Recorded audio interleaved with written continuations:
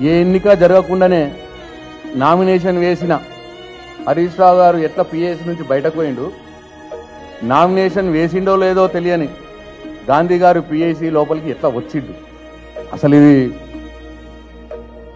హరీష్ రావు గారిని ఎందుకు బయటకు పంపించినారు? ఆయన నామినేషన్ ఏమైంది? ఇంత అన్యాయంగా, ఇంత బుల్డోజింగ్గా హరీష్ రావు గారు ఉంటే మీకేంటి భయం? పిఐసిలో హరీష్ రావు గారు ఉంటే మీకేంటి భయం? మీ దొంగ పనులని మేము చేసేది ఏం చేస్తాం? మీరేమన్నా పనులలో ఖర్చు పెట్టిన దాంట్లో తప్పప్పులు ఉంటే దాన్ని ఎత్తి చూపి సలహాలు సూచనలు ఇస్తూ అసెంబ్లీకి నివేదిక ఇస్తాం.